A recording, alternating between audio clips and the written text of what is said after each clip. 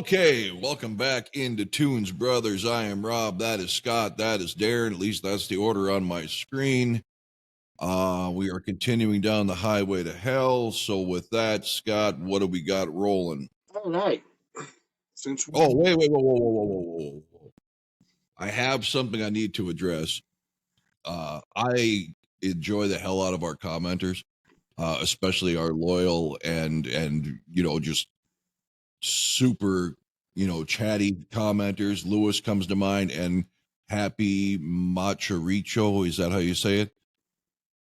yeah, They had put a comment on about Rat. Did you guys see that at all, about the invasion of your privacy? And she said not bad, but it all sounds the same. yeah, man, And yeah. I see that. okay, and then I said, did you actually say Rat all sounds the same, while then continuing on about how great AC/DC is? Could you type that with a straight face? I've seen that comment too. She come back at you with something. I can't remember what it was. Yeah, I know. Yeah, she was singing me. It was funny as hell. All in good fun. All good. I just thought that was funny because that's been me and Darren's thing forever. Is that AC/DC, kind of all sounds the same, and all of a sudden we get it thrown back in our face with Rad. So Yeah, and it's just interesting how people hear things, I guess.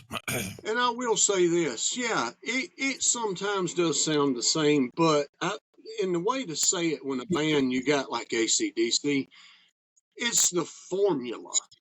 Yeah. The choruses and stuff like that, of course, is all different, but their sound. And you know what? I suppose to her maybe it did, because Stephen Pearcy doesn't have a lot of change up to his voice. But when I say that a band, everything sounds the same, I'm talking the music as a whole. Not very few singers are going to give you a different approach, or very few bands have multiple singers. So the singer's pretty much always going to sound the same.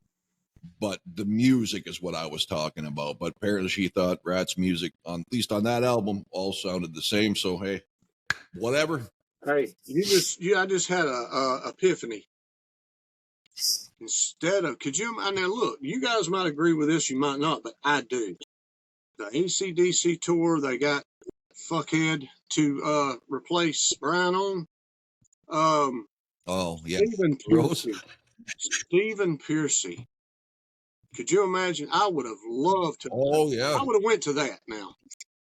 Yep. That's all I want to say. Yep. It's amazing how universally hated Axl Rose is. No. If he wasn't a son bitch, I wouldn't hate him. But yeah. There you go. All right. Go ahead, Scott. What are we doing? We're going to jab at something right before we do AC/DC Flick of the Switch. And it's Rob's second favorite album when we was talking here a while back. It's the best of Grateful Dead Skeletons in the Closet. Yeah, he told me how high he was on the Grateful Dead, so I thought we'd jab that. Anyway, man, we're going to do some Flick of the Switch. He's been in the closet long enough. He'd know a good skeleton in one. Yeah, I know, man. That's right. Yeah, you got it, man.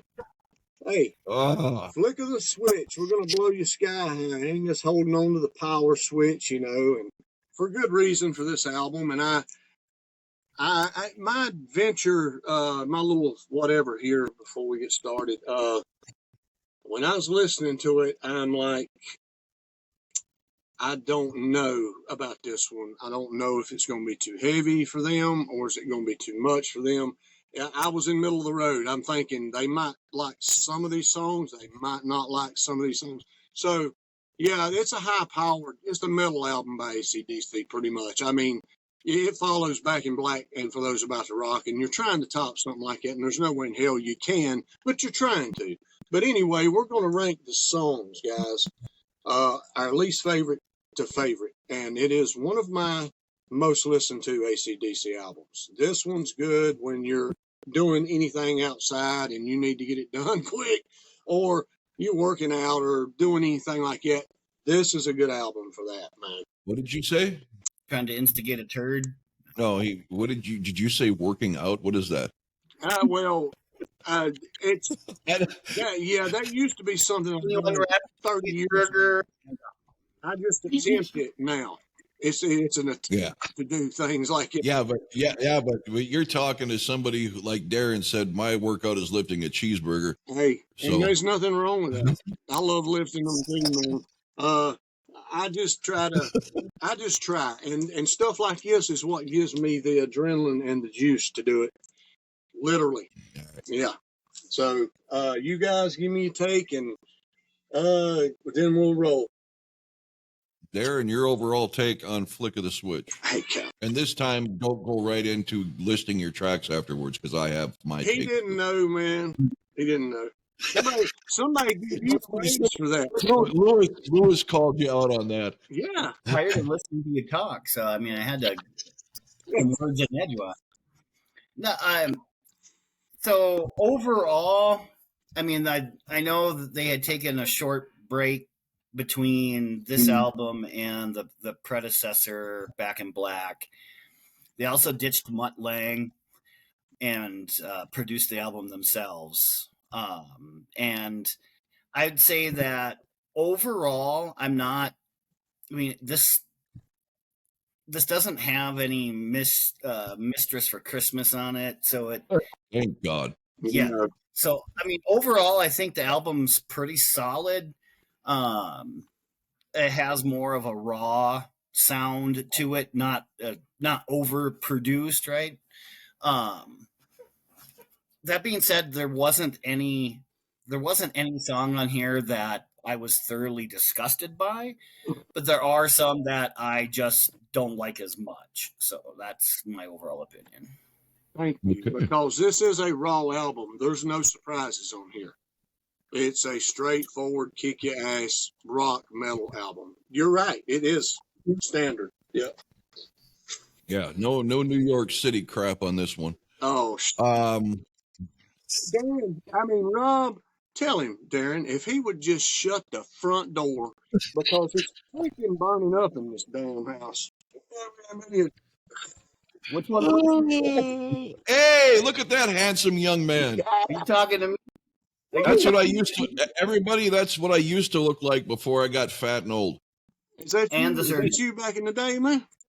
That's me at probably like 21, 22 years old. Damn, outside of Legends Bar. I'm gonna make it it's outside of Legends Bar in Minot, which where they had live bands and strippers. Oh yeah. Sometimes they were both. Oh no. Okay. No. My take on this is I don't know why you say too heavy for it. It's far from too heavy. It's definitely, like you guys said, raw, less polished sound, if you want to say something. I hate that terminology, but people use it, so I'll go with it. I thought this should be retitled Flick of the Filler.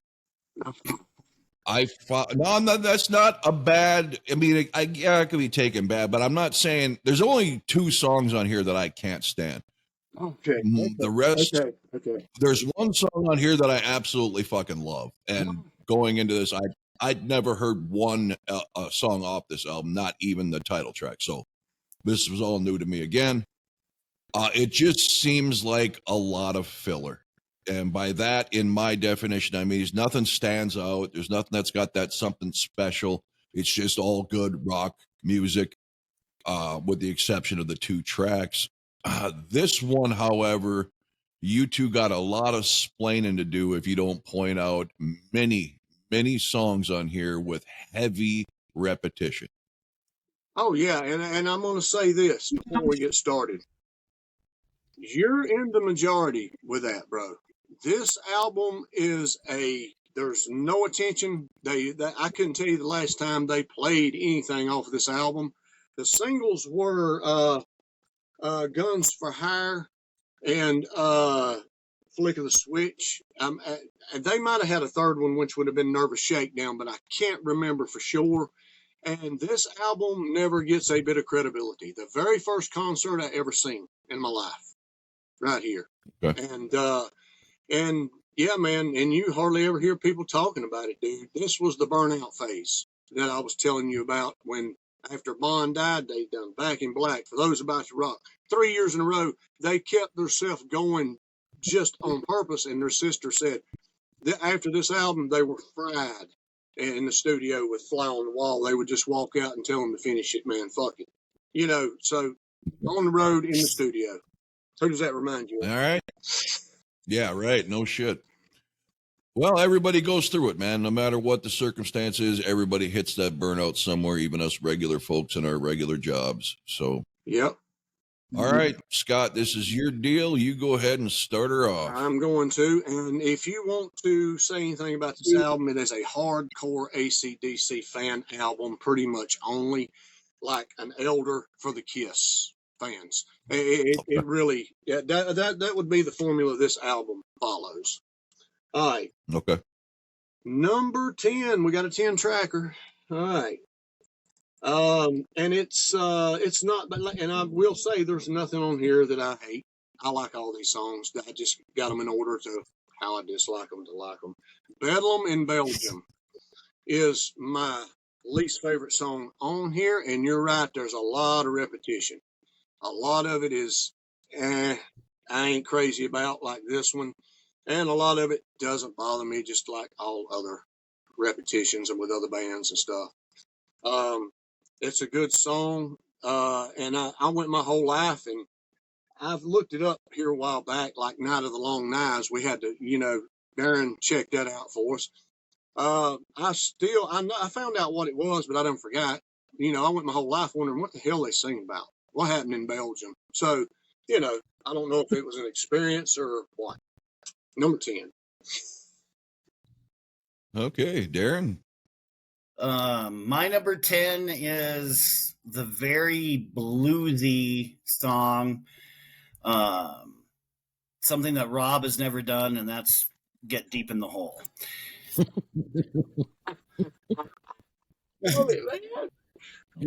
Fuckers. Brothers love, man.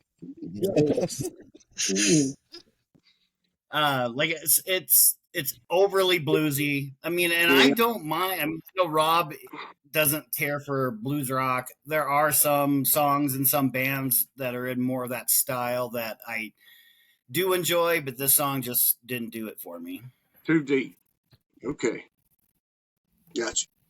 All right. My number 10 is the only note I made on this is horrible. And that is Brain Shake. Brain Shake, Brain Shake, Brain Shake. I mean, pick the fucking needle up. I think it's stuck. Brain Shake. I just, this song sucks. That's all I can say.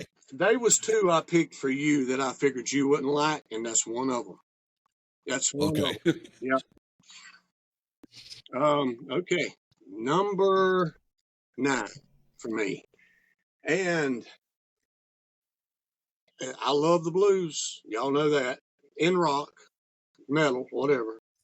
But yeah, I've tried to get deep in the hole a few times. It's a hell of a it's a hell of a task, man. But it falls at number 9 for me. I love the intro though. And then they just get that beat going, and but he does say that about a half a gazillion times, of course. And I hope he got there. Really. So awesome. All right. At number 9, I have the World's Worst remake, their rendition of Landslide. The Fleetwood Mac song that they completely redid. No, it's not a. Damn! Don't blow my mind, man. No, that was way over my head. I never even knew there was another song called that. Oh, all right. Land.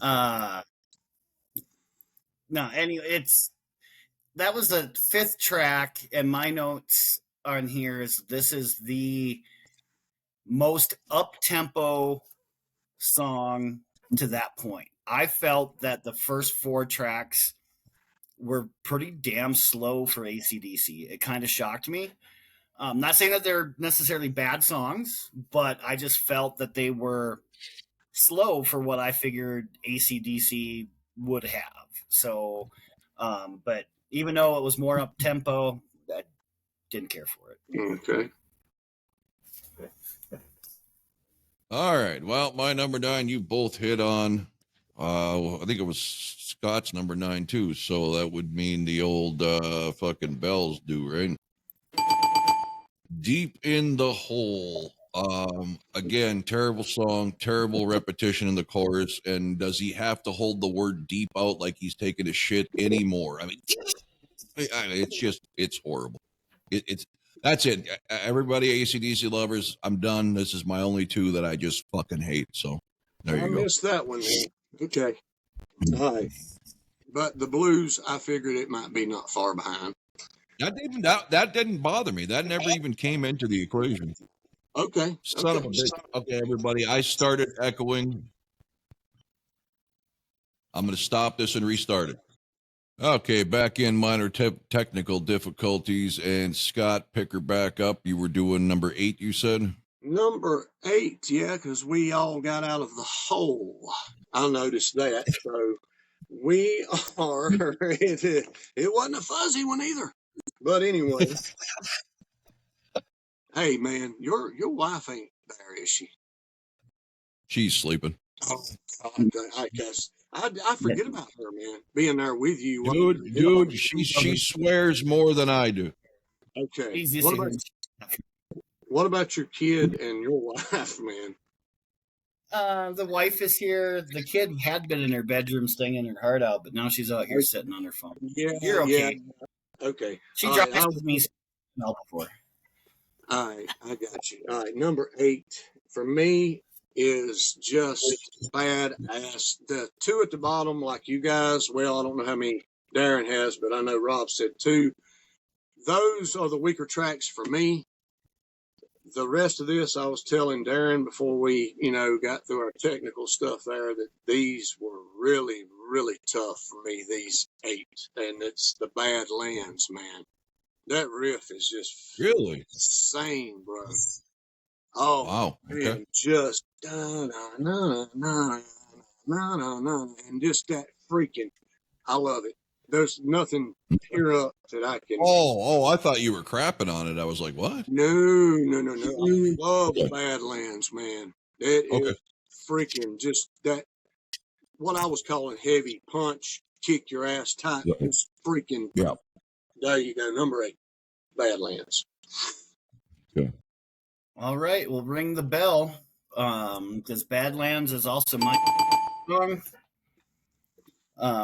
Again, it's a heavy dose of the blues. Not to say that the song doesn't have that heavy riff to it, but it's all, it's really bluesy. Reminds me a lot of ZZ Top. Like I said, so again, that's just not very strong for me. Again, there's not a song on here I thought was horrible. So, I mean, the Badlands was number 8. Gotta fall somewhere. Yeah. All right.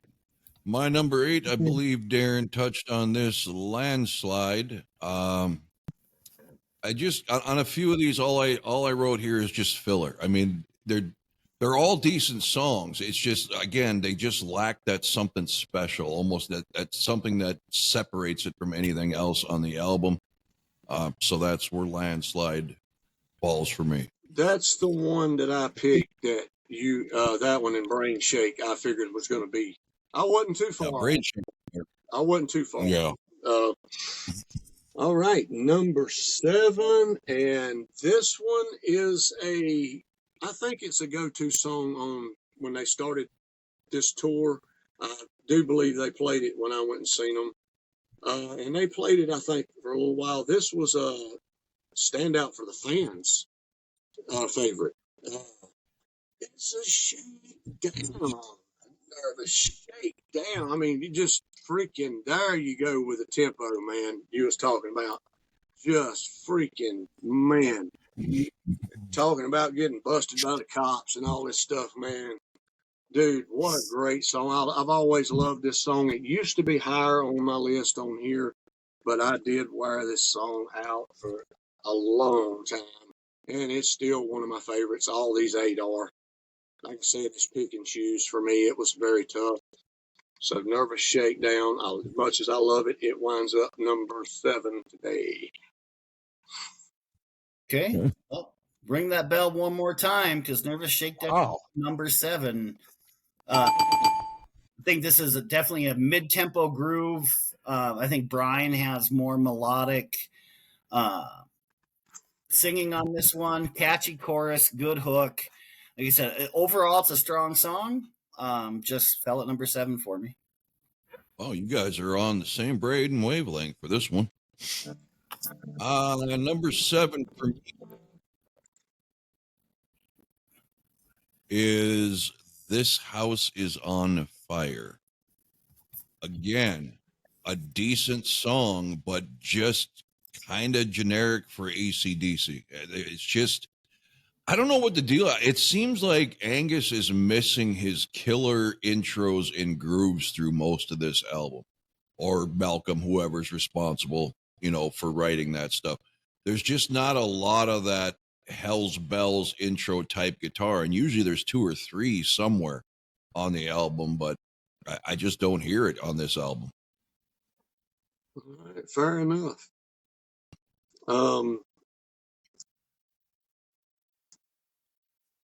Number 6, right?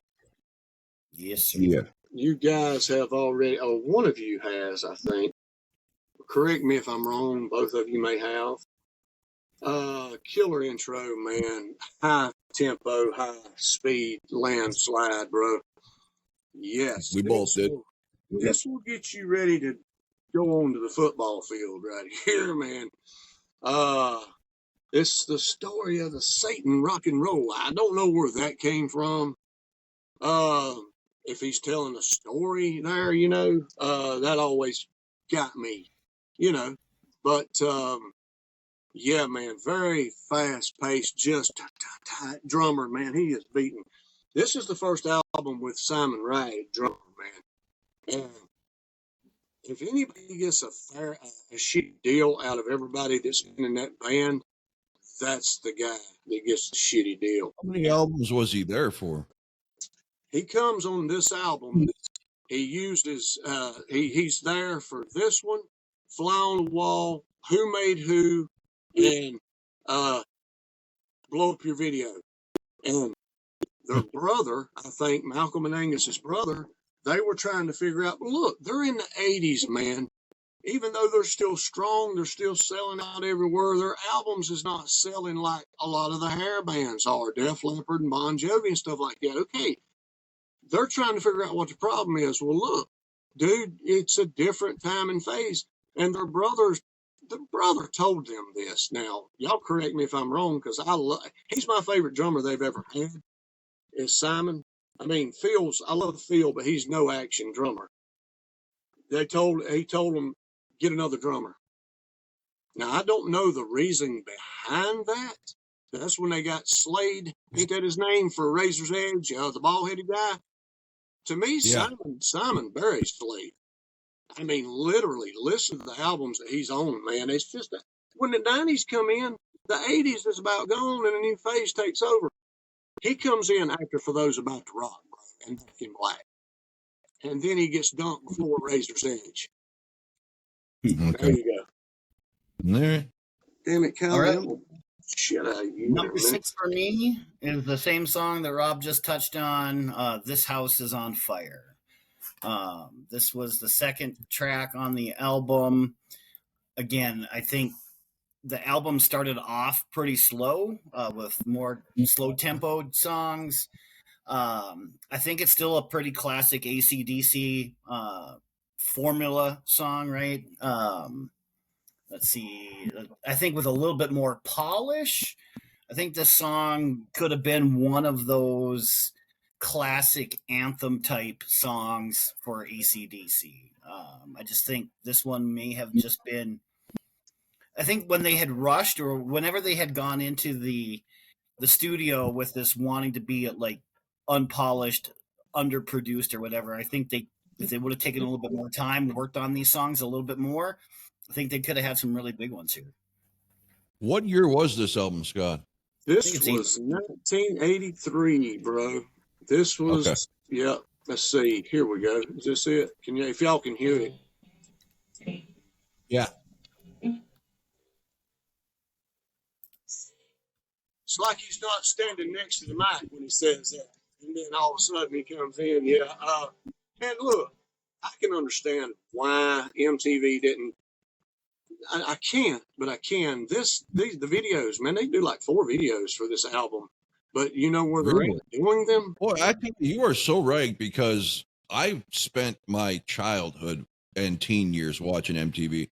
I don't think I've ever seen anything AC until you got to Who Made Who, Thunderstruck, and stuff like that. I don't think I ever saw an AC/DC video except for Those About to Rock's live video where they show the cannons firing. Yep. They didn't ever play AC/DC music videos ever, for as big and popular as they were.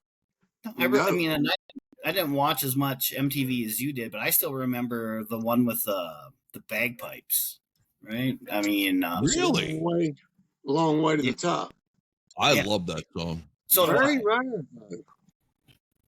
Very rare. And this one here, you know where all these videos take place that they do on this album? They're in their storage. Yeah, they're in wherever it's at. They're in a room that's got all their stage stuff in boxes. In a warehouse. They're just sitting in there just rocking fucking out, man. Like a garage or something, dude. Every one of them. You know. Okay. So that was your 7, Darren? 6. 6. So it's me 6? Yes. And I thought for sure I would have heard this just because it was the title track, but it turns out I didn't. Flick of the Switch. This is a good song, but the thing I put as a note on this is same old AC/DC. And this is what I mean by, if they don't do something, whether it's a unique guitar intro or a big chorus or some, not usual in their style, but they do it, having some harmonies, their stuff can sound very, very similar. And that formula that we've talked about can sometimes water down the song, to me, only if you've heard all their similar stuff. If you've never heard a song that may sound like Back in Black or whatever, you'll think it's a great song. But coming from what I've had to, just power through and learn all this stuff over the last month, a lot of this stuff just really, like, I know I've heard this before, that type of thing. So that's it for me, number 6.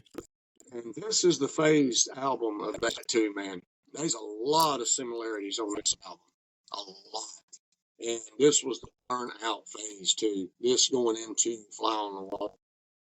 Yeah, I guess that's why they took the break and done the Who Made Who. They only had to make 2, that one song plus the 2 soundtrack songs and put, stuff on there. And they had took a break before they done Blow Up Your Video. So, all right, number 5 for me. You just touched on it. We almost hit. Flick of the Switch, the title track, Blow Your Sky High. Flick of the Switch. Da-na-na. Hell of a riff, man. Just that steady, that beat, dude, that they got, man. It's that formula or whatever you want to call it. Yeah. It's just a generic AC/DC style song, bro. But again, in the vein that we've talked about, even their generic filler is decent.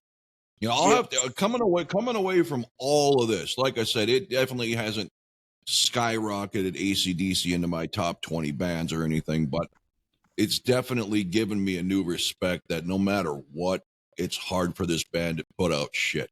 I mean, it's just the way it is. It's that good of a formula. They got that good of a rhythm section that it's just always going to be something that's, if it's playing in the background, you ain't going to mind. Yep. And that's one thing about AC/DC that I do love. A lot of people don't. If it is a filler, a lot of times you don't know that. I mean, you might have not heard the song, but it might grab you. And yeah, they're probably the best that I've ever heard about fillers, man. So yeah. I wonder if the bands themselves, and not just, this doesn't pertain to just AC/DC. I wonder, because people, fans, us, everybody throw our own filler all the time for songs we don't think measure up. I wonder if the band themselves thinks, okay, well, that one's filler, but put it on anyway, or if that really pisses them off when they hear that because, hey, I worked hard on this song. You know, I'm just curious, you know, if you could get an honest answer from some of these musicians, if they understand what filler is and if it's intentional or not. Yeah, they know, because a lot of these albums, man, when I seen that documentary with Rat, and they were bitching and complaining, and they had footage of them in the studio, and they all looked like they hadn't showered in 3 or 4 days with clothes that looked like they'd come out of the damn gutter, you know, and they're like, the record companies, man, is just on them, giving them deadlines, bro, and stuff. And it's just, yeah, man, let's put this together and put it on there so we can get the album out, man. That is just blasphemy, but I don't like that idea. But I would hate to think that if I were in that position, I would do that, because this is not like going to work and just going through the motions, you know, at a call center or at a taxi job or anywhere. This is your legacy, man. This is gonna, whether you make it huge or not, especially nowadays, there's record everywhere, YouTube, Spotify, whatever. Do you really want, just because you're rushed and burnt out, to have an album be called filler? Whatever. Yeah. And these executives, they're going to go on and sign other bands and stuff, man. Yeah, they don't give a shit. It ain't their legacy. It's your life, bro. It's your work. Yeah. Okay, who left off? I believe it's up to me. Yeah. Yep. My number 5 is the song that kicks off the album, Rising Power. For a song that does kick things off, I think it's slow. All right. I mean, I expected, I guess what I expected from AC/DC again is that they're going to try to grab you right away. And I don't think that this like mid-tempo or slow tempo song did that. Right? I know it didn't do it for me. And like I said, like the first 3 songs I felt were the same way. But I enjoy the verse, but the bridge and the chorus is where this song really loses me. Right. I mean, but again, it was good enough to make it down to number 5, because like what we've already said, right, even though some of these songs aren't the strongest, none of them are total waste, right? I mean, there's a lot of good attributes about most of these songs. Okay. Yeah, there's no big hits on here, you know. So number 5 to me, Scott touched on Bedlam in Belgium, and it always pisses me off. I never said I was a smart guy, but I really get mad when I got to look up a word to find out what it means. So it could go either way. It's a bunch of confusion, or it's a nut house. Either way, I don't mind the song. I think it is repetitious, but it's a pretty decent song for me, enough to make it midway. So yeah, and like I said, there's none of these songs that I dislike.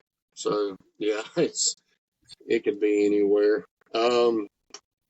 Number 4 for me is probably their biggest hit on here.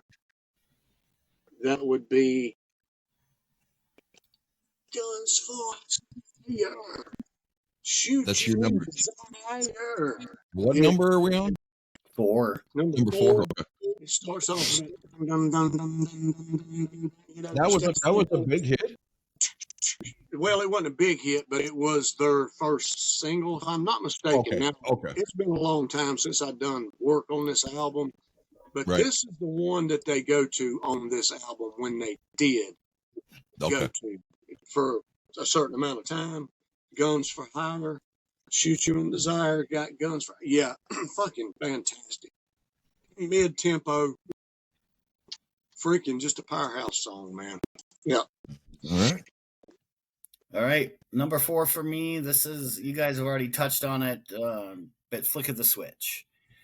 I think this is your standard AC/DC unapologetic attempt at an anthem, right? I think there's the raw essence in the song. Again, this is one of those songs, I think, if they had the time or energy or whatever it was for them to polish this a little bit, spit on it and rub it, kind of like Rob Saturday Night, spit on it and rub it.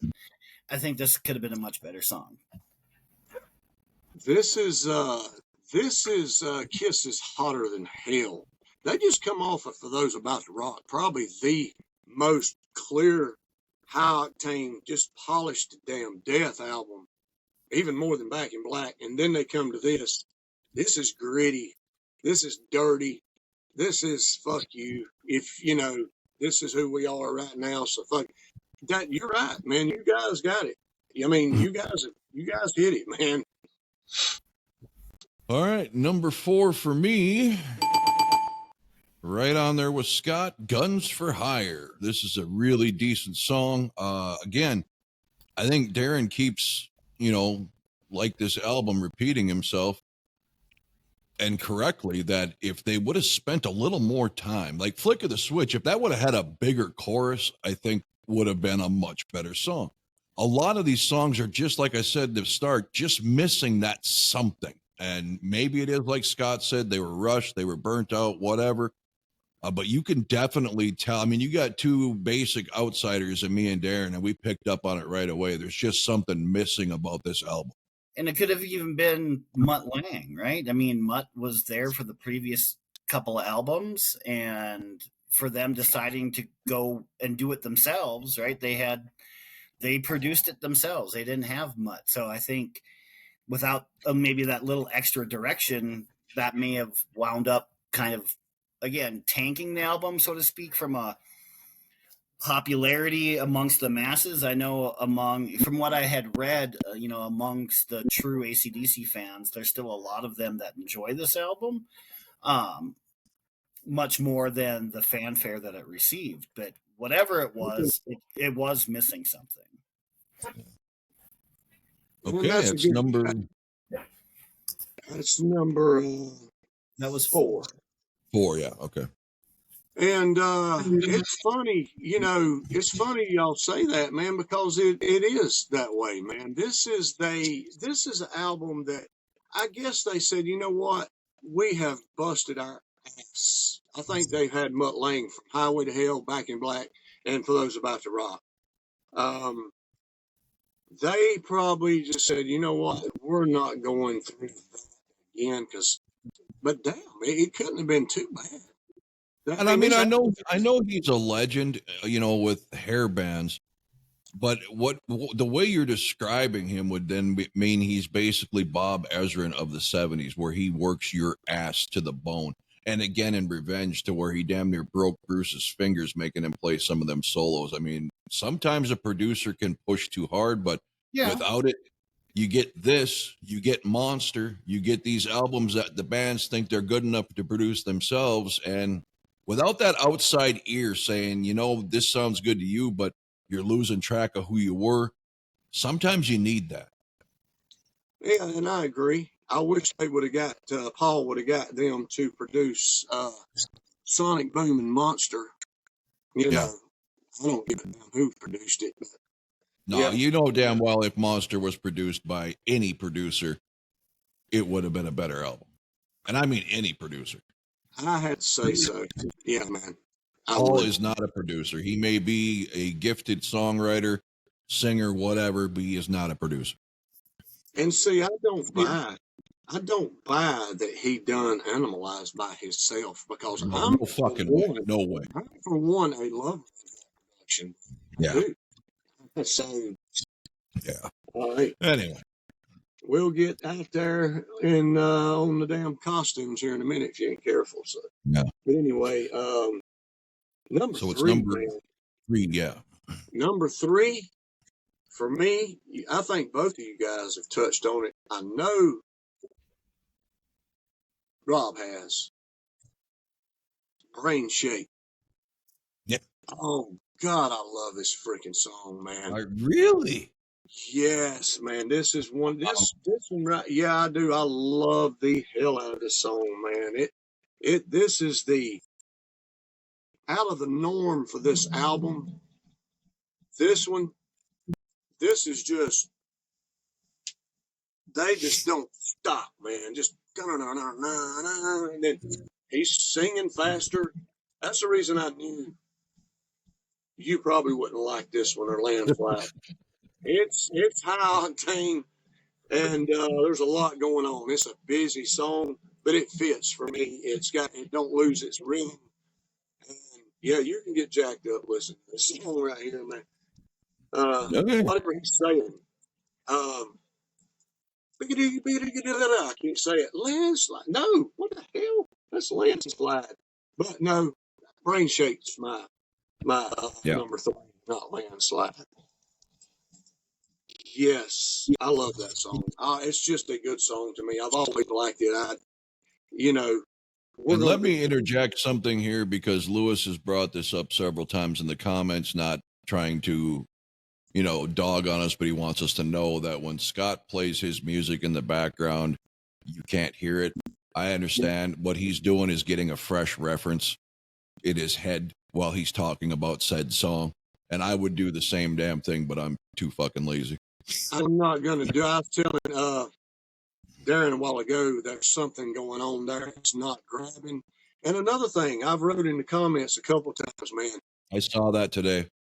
You guys are, I'm not ignoring you guys, man. No. What happens on here is, if anytime there's 2 or more of us talking, the mic or the program, you can see the boxes lit up of who it's actually recording. So you might not be hearing us because you're still talking and you don't know who's being picked. We know what's going on. All right. Yeah. I just want to make sure y'all knew that. Brain Shake. When you got 3 people talking, even 2 people talking on a stream situation, that's to be expected. Okay. All right. Now I know. All right. So it's number 3 to Darren. Yes. And my number 3 is where you two hit on Guns for Hire. Mine slid down just one more notch. I think this is one of the standout tracks. Has a relentless groove to it. I think Angus's solo is pretty damn awesome on Guns for Hire. I think they could have hit with this one again. With just a little bit more direction from an outside perspective. And this was their go-to song. Okay. Yeah. Number 3 for me is a fabulous song by the Bullet Boys and a fabulous band for a couple of albums, Badlands. I like this song. These top 3, I like. The number 1 I fucking love. So Badlands, my number 3. It's it's odd for me to think that you like that one so much, since I know you're not usually the bluesy type. No, and you guys have mentioned that twice, and maybe it's the mood I was in. Blues never even came into my mind in my description, and Scott knows when I hear that blues guitar shit, I'm immediately irritated. You guys saying blues on not 1 but 2 songs just has me thinking, what the fuck did I miss? Because it obviously wasn't that overbearing to where it bothered me. All right. It's a great blues riff with a great beat, dude. That's why, and I love to hear you say it, because I was just going to say that before Darren did. I thought that one was going to be down there because I'm gonna have to give this album another listen after tomorrow or whatever, just now that you guys said blues, because I didn't hear it. I honestly didn't. Nothing bothered me blues wise on this. For me, the biggest blues heavy songs on this one were Deep in the Hole and Badlands. Okay, I'll check them out again. And you had Deep in the Hole at number 9, which that's but because of the chorus, that's why I couldn't stand that song, because of the chorus. But same. All right, number 2 for you, Scotty. All right, guys, y'all have already touched on this one. I don't know if you have. I love this. This I listen to this playlist every day. It comes on in rotation. This house is on fire and the flame is going up. I love that. He got a hell of a riff, man. And that beat, man, it's just typical AC/DC, man, with a little different. It's a little different than a lot of stuff on here, but I love it. It's not different in a bad way for me. I love it. Just like number one, it's a little different. That's just like y'all said, there's something a little different about a few of these songs, and some of them are damn near you could change the lyrics and maybe a lick or two, and it could damn near fit in, you know, but not this one and the next one, and of course the two high octane ones. But This House is on Fire, it's always been one of my favorites on here. All right. My number 2 was Scotty's number 3, and that's Brain Shake. I do. So I'm in the out here. Holy shit. Okay. Yeah, you dumped on this one pretty early, having it at number 10, Rob, which again, to each their own, right? I do. Again, you know what? I was mashing, and not to make excuses, but I had to listen to this and Shotgun Messiah and starting on Cheap Trick. I was switching back and forth between albums and trying to get, something, because I didn't know which we were starting first. Maybe I need to listen to this album again. That's clear.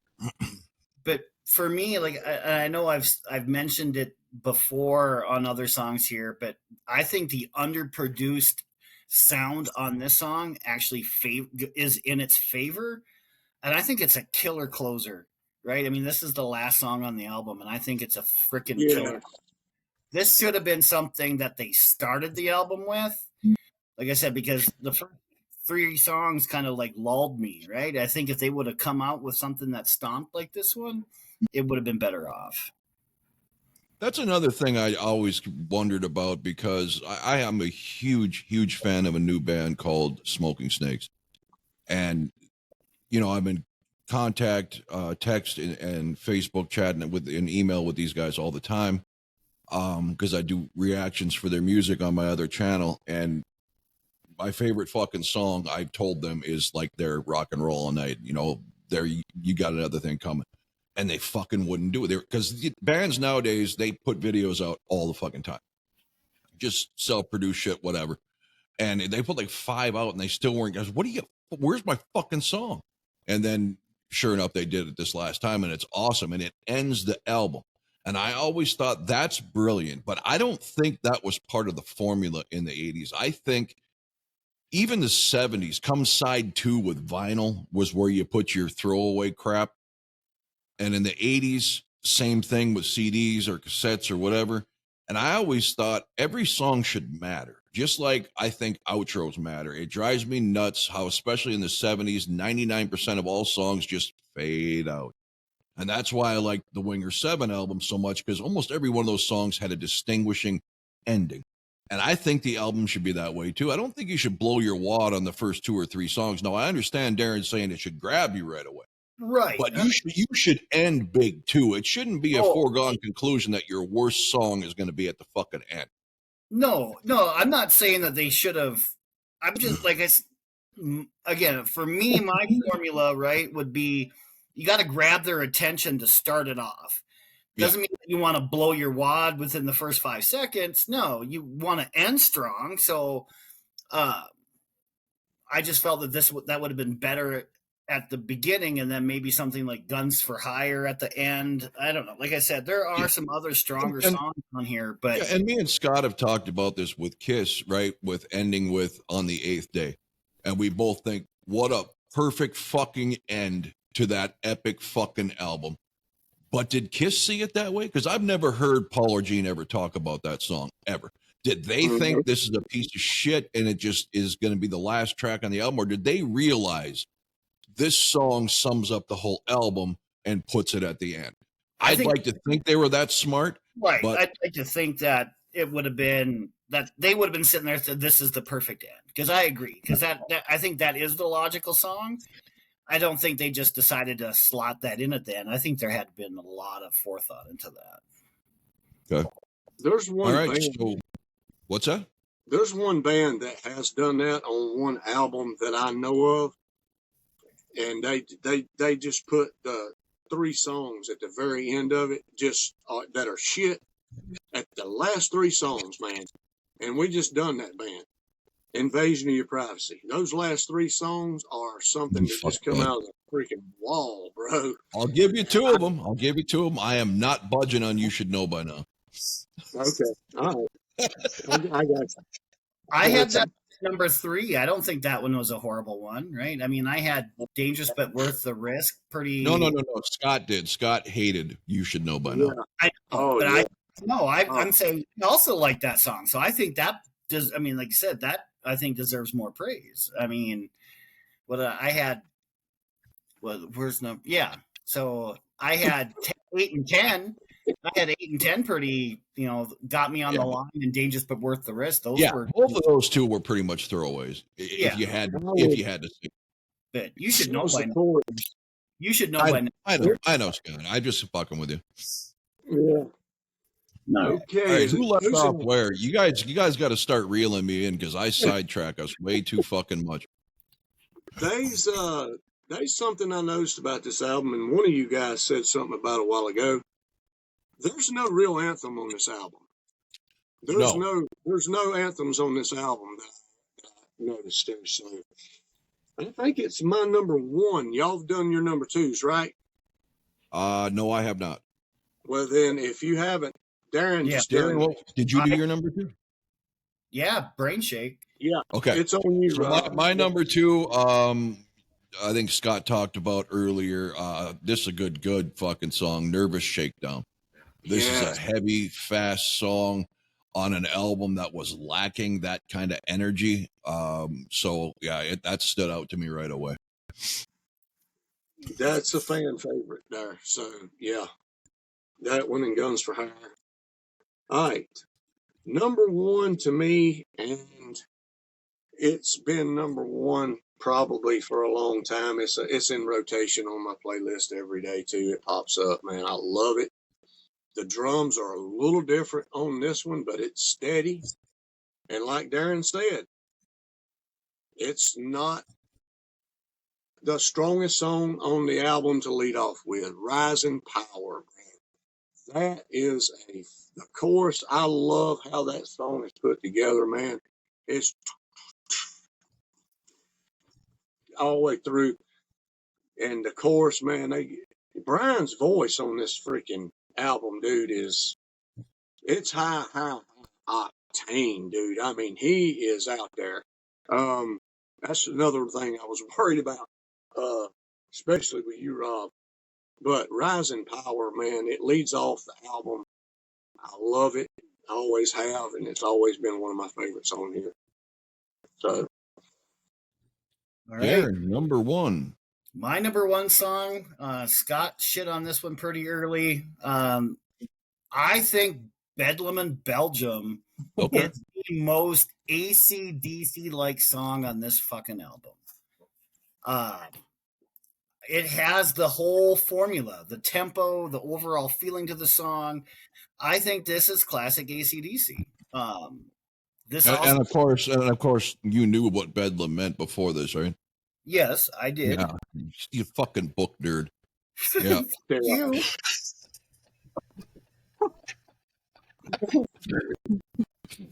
Oh shit! And they are intended to be read. I mean, I know. It's okay. Yeah.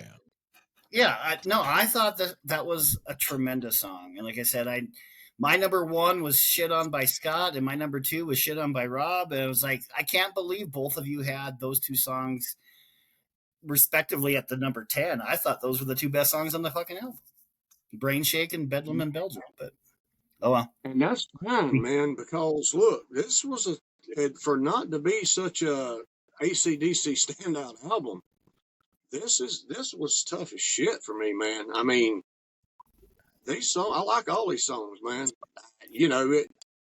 Some of the repetition, yeah, but it may grab you different than it does me, man. I mean, some songs I do love the repetition on it, don't bother me as bad. Some, whatever. But that's just where it wound up for me, man. I've always loved this album. No, maybe I love it more because everybody has their own taste, right? I mean, I get it. No, and again, I don't hate this album at all. I just think this is kind of subpar for AC/DC. That's not saying it's a subpar album based against any other band. It's for AC/DC and what I have come to expect. This is almost like you could tell they were mailing a lot of this in.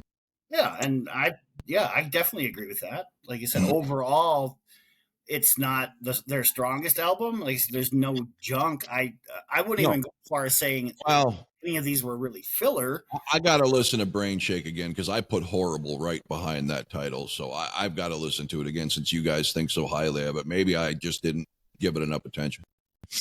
Well, think about it. And that happens. And that fucking happens, especially when you're hearing it, everything for every song for the first time. If it don't grab you right away, it immediately you file it in the back of your head as and move on. So yeah, well, think about this.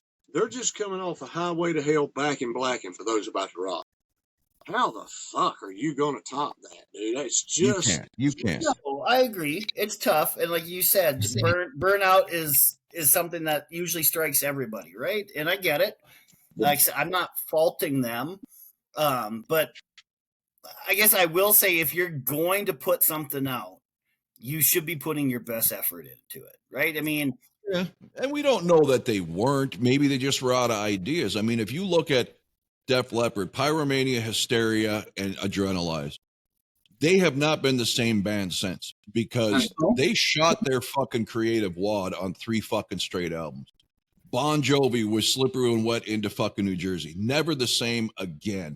I mean, decade or so later, they do It's My Life, which kind of felt like old Bon Jovi. Kind of. But you eventually you're gonna run out of a style or whatever, and you're gonna have to. And maybe that's why Kiss, but they for better or for worse, would bounce into different genres. Maybe they didn't have another Destroyer in them in 1978, and they knew it. So instead of putting out a piss poor attempt at copying it, they just put out something different. Scott, what year was Razor's Edge? 1990. This album here wasn't a throwaway for me, though. I didn't think they missed a beat on this album. The next album, I could tell the fatigue and the Fly on the Wall. That's where I could tell the fatigue. But on here, I couldn't. I don't think that none of these are fillers. I think they're all great songs. And a lot of people, you know, AC/DC, hardcore, heavy AC/DC type are the same. But yeah, man, I know they were burnt out. They had to be. But I think they've done an exceptional job with this one. And I love Fly on the Wall, but I do know that it's just, you could tell then, man. Yeah, there was some things on there that I just didn't. It was rushed and thrown on there, even walking out of the. But I mean, you like this album, and you didn't think they make it missed a step. That's fine. But even you said no anthem on here. Now that's not unheard of other bands. Well, most bands don't put one anthem in their life, but AC/DC, seemingly at least one, if not 2 songs per album would be considered anthem material if given the push. Yeah. So didn't even stand out to you right away? I know why this album's like it is, even though I've never heard it said. Mutt Lange was pushing them to get on board with the 80s style and look. And I think that this is the album that they said, fuck you. We're not. Okay, well, we're staying like we are. I mean, literally, because I've heard that. That's the reason that he wasn't on this album. And if that's the case, then Mutt Lange may be a genius songwriter, producer, whatever. But you can't put lipstick on a pig and think it's anything but a pig. AC/DC was never going to be a pretty boy band. That's not the cards they were dealt. I mean, that they just don't have the look. It's like back when Gene said we can't be the New York Dolls in the early 70s because we're too big. We look like football players in a tutu. And never mind, he tried that decades later with big bouffant hair and B. Arthur as his idol. But that's exactly what he was talking about, and he was right. And I would never look at AC/DC and think we need to make you look glam or 80s. It just wouldn't work. It failed so for so many 80s bands that Dokken looks horrifically out of place in glam. Right. Didn't fit them at all. Yeah. If you were trying to take a 70s band and turn it into a glam, if you're trying to take glam and turn them into grunge, none of that shit worked. right? No. I mean, it's one thing to try and fail, like the Michael Boltons going from rock to pop or whatever. That's one thing, but trying to take somebody who's already established, they already have their niche, their sound or whatever, and then you're trying to, like you said, put lipstick on it to try to make it look prettier. That doesn't work. I mean, you can't change the essence of a person like that to try to make them different, right? That doesn't work. No, I agree wholeheartedly, man. All right. So All right. I suppose I should get to my number one. Probably sometime tonight. And I'm right there with Scott. This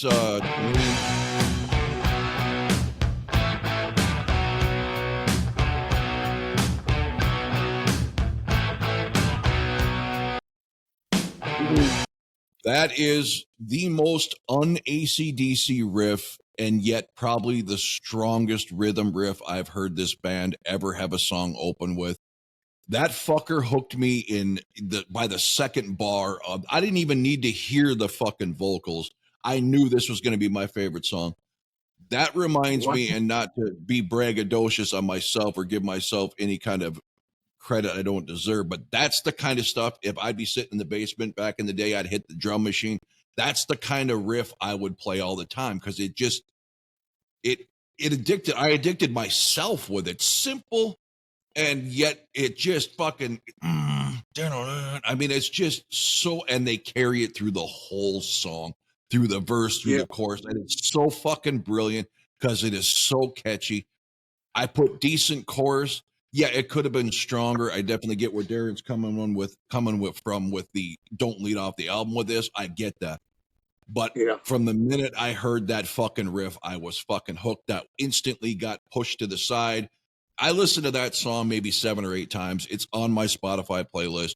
That riff is so goddamn addicting. I can't get enough of it. Oh man, I can imagine you. The first song too. I bet you're like, holy shit, this is gonna be awesome. Yeah. Oh man, that's awesome. That kind of fucking rhythm playing is right up my alley. I love that stuff.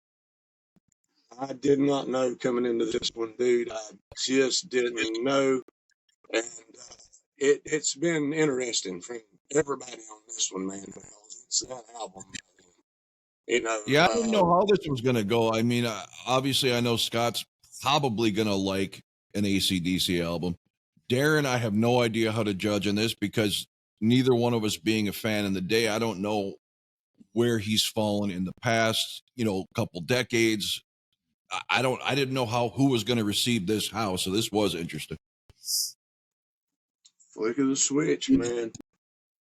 And all right. If we're wrapping it up on this one, which we are, look at the switch, guys. It's white like Kiss. Lick it up. That's what I wanted to point out. This is the worst album cover I've ever seen in my fucking life. This was like they had one of their kids sit down in sketching class and say, draw us an album cover, and they put it out. Talk about saving money on production. This is terrible. I know it's not the draw you in type either. No, this makes Unmasked look like a masterpiece. So we went from AC/DC's Power Up, where you said it was like the coolest cover. Yes, to this being the worst. So you've got that brilliant, awesome color and scheme to the world's blandest. That might as well just be a brown paper bag that says AC/DC. You like a raccoon when you see something shiny, you get, "Woo! Look at that! Something shiny! Got my paw, I can't let it go." I've known you too long to know that's exactly how you are. If it's shiny, it's yours. Hey, it's not famous for their album covers, bro. They got some cool ones, though. Even if they're not blingy, I mean, the cover of For Those About to Rock looks fucking cool. Fly on the Wall is fucking badass. I don't know what they done. They just a tank. This is on one of them. Just a cannon. Back in Black is just black. I like that. I like that one with a cannon. I like the colors too. I do too. I like them. They're simple with simplicity, man. But they do go out there on a few of them. AC/DC Fly on the Wall is probably the most artistic one that I can come off the top of my head with right I'll tell now. you one thing. What somebody brought to my attention after we did Dirty Deeds, that Australian cover is the most brutal fucking thing I've ever seen in my life. The tape over the eyes or whatever. That's the U.S. cover. I like that. But there was apparently the original cover was some cartoon drawing and like fucking with Bon Scott and Angus Young being just ugly cartoon characters all stretched out. It was horrific, and they all thought that was the best cover ever, and I just don't get it. But again, I don't like the cartoon shit. I just don't. I love it. That's why I love Unmasked. I love the artistic side. Darren loves cartoons too. He grew up with Strawberry Shortcake every Saturday, and oh no, I was a Looney Tunes guy. Yeah. Yeah, I was a Looney Tunes guy too. Yeah. All right, guys. So what's the AC/DC story here? How many we got left? We have got 3 left, guys, on the AC/DC Highway to Hell. Mr. Cool. We are going to do a very interesting one next. It will not be quite as long. We're taking our last dive down the Bon Scott hole. Oh. There ain't but 5 songs on this album. It's an EP. It is 74 Jailbreak. I know Jailbreak's one of them. Yep. And they got a cover. It's only 5 songs. I'm sorry. I come into this thinking Bon Scott was the shit, and I'm leaving this thinking, oh my God, I'm glad they got Brian Johnson. I don't. There's a couple of them on here I think you'll like me. Now there's 2 or 3 that there's a couple I don't like. This was technically the first album they done. Ever? This was their very first album, but it was called TNT. That was the name of this when they first put it out. Okay. Name of the album. So years later, after they put TNT on High Voltage and put it out, they released 74 Jailbreak in the mid 80s, early 80s sometime. And there's the 5 tracks that was going to be on their first album. That's what this is. They even do a cover on it. Yeah. Okay. You want to see Other than that, we will. What's that? You want to see the video to that cover where they're in a bar. It's Bon Scott. It's called Baby Please Don't Go is the cover. And Bon Scott comes out on stage in a dress, a skirt dress with pigtails, man. Wow. I'm laughing my face off. And the drummer's even laughing. He's trying to play. Oh, dude. It is mind blowing. Y'all check that out if you ever get a chance. All right. So everybody, including the viewers, only homework is Jailbreak. Of course, make sure you got your homework done, everybody, for Shotgun Messiah, Second Coming from 1991, as well as Cheap Trick's Dream Police, and we will knock those things out this weekend, I'm hoping. So anything else in closing? That's it, man. Flick of the switch, raw, dirty, grimy, and this is just us right here, man. We're just doing this, like it or not. Yeah. All right, everybody. Till next time. Thanks for watching.